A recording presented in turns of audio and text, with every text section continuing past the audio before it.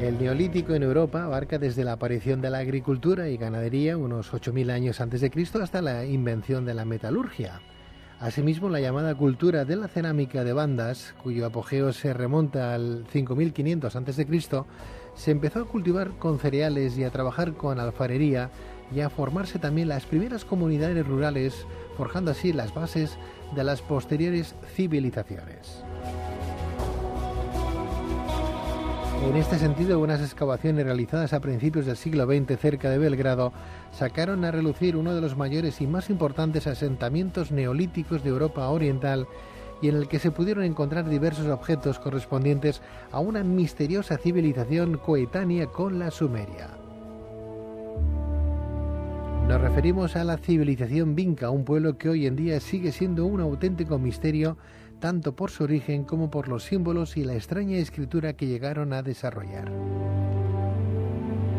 Pero la pregunta que nos hacemos a estas horas de la noche es: ¿qué antigüedad tendría dicha civilización? ¿Cómo vivían los habitantes de Vinca? ¿Cuáles son sus principales misterios? ¿Qué tipo de dioses adoraban? ¿Es cierto que tuvieron contacto con seres venidos desde el cielo? Para responder a estas y otras cuestiones tenemos con nosotros a Carlos Mesa, periodista especializado en nuevas tecnologías, escritor e investigador.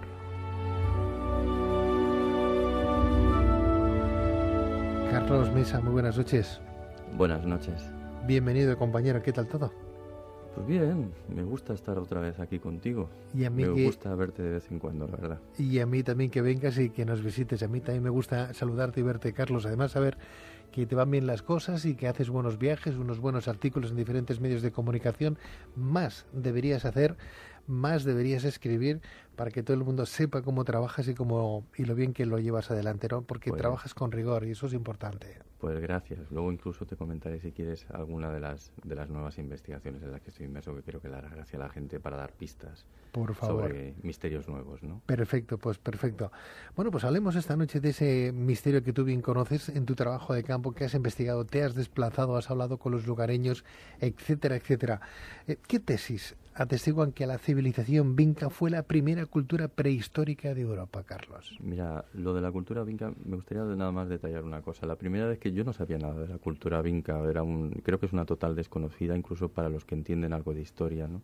La primera vez que oí hablar de la cultura Vinca fue a raíz de ese viaje que hice a Bosnia, buscando las supuestas pirámides que se encontraban allí. Me acuerdo. Entonces recuerdo que tuve que ir hasta un pueblo de la Bosnia interior llamado Zavidovici, donde había oído hablar que habían unas esferas, esas esferas que yo voy también persiguiendo por todo el mundo, las que encontré en Nueva Zelanda, las que encontré en Costa Rica.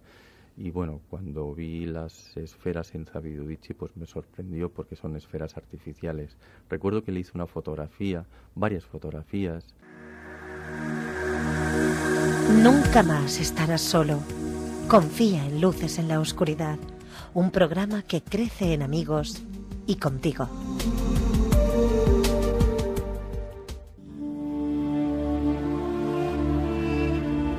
En la actualidad, millones de niños en el mundo son víctimas de explotación, de abusos y de la separación de sus padres o del entorno familiar por diferentes motivos y circunstancias.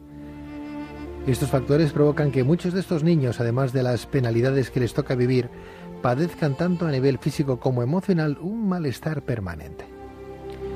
La falta de cariño, de un hogar y de una referencia familiar hacen que estos menores crezcan en desigualdad de oportunidades, además de sufrir las privaciones derivadas de la pobreza. En este sentido, hace años se creó la organización Aldeas Infantiles SOS, con el objetivo de hacer disminuir en todo el mundo la vulnerabilidad de estos niños desamparados. Pero las preguntas que nos hacemos a día de hoy, en este día como el que cursamos, ¿qué tipo de desamparo viven millones de niños en todo el mundo? ¿Cuáles son los derechos fundamentales de los niños? ¿En qué consiste una aldea infantil? ¿Qué tipo de programas desarrollan para la educación de los menores? Bien, pues para responder a estas y otras cuestiones tenemos con nosotros a Francisco Javier Martín Burillo, vicepresidente de Aldeas Infantiles SOS de España y presidente de Aldeas Infantiles SOS de Cataluña, a quien le damos la bienvenida a este su programa. Javier, muy buenas noches. Buenas noches. Un placer tenerte con nosotros. Compartido. Gracias, eres muy amable. y a Marta González Peláez, consultora de comunicación, protocolo y relaciones públicas y colaboradora también de Aldeas Infantiles SOS. Muy buenas noches, Marta. Hola, buenas noches, Pedro. Bienvenida. Gracias, bien hallado. Gracias. Vaya trabajo bonito el que lleváis adelante, ¿eh? Es bonito intentarlo. Es bonito intentarlo. Es difícil conseguirlo. Pero cuando se consigue no es bonito, es maravilloso. Y a veces pasa. A veces pasa. Y a veces pasa, a veces ¿no? Lo conseguimos. A veces se consigue. Me habéis traído un libro que habla de una exposición itinerante fotográfica de Aldeas Infantiles. Son más de 60 años. Sí, sí. Y en esa exposición, que son fotografías, que habla un poquito del trabajo que lleváis adelante, lo que venís haciendo, ¿no? ¿La podemos degustar dónde? ¿Esta exposición en diferentes centros culturales? Pues sí. Mira, ahora está en el archivo, en el Centro Fotográfico de Cataluña, que quizá la gente no sepa que es el primer archivo, el primer centro fotográfico del Estado español, y que está, no quisiera equivocarme, en la calle Canuda. Y es un lugar maravilloso, lleno de maquinarias, artilugios de otros tiempos, pero de hombres de una exquisita sensibilidad, que uno piensa que hace unas buenas fotos, vaya y dice, Dios mío, esta gente se hace buenas fotos. ¿Te has parado a pensar qué es lo que dice tu corazón? ¿Es lo mismo que lo que piensa tu cabeza? ¿Está frío o caliente como el primer día? ¿Te preocupa no encontrar respuestas?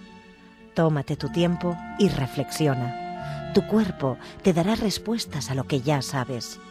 Luces en la oscuridad, un programa diferente para gente diferente, un programa que por encima de todo es humano, donde lo extraordinario se palpa en el ambiente. ¿Nos acompañas?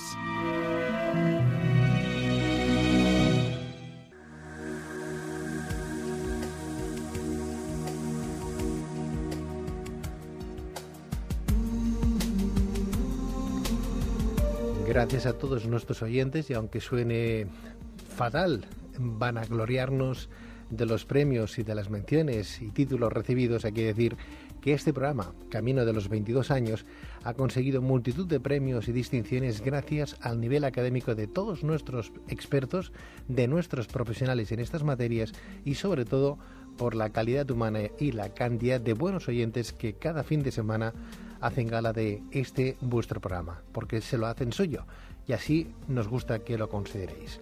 Un programa que crece en amigos y sobre todo crece en ese espíritu crítico de entender y de ver el mundo, de valorarnos y de buscar nuestras verdades.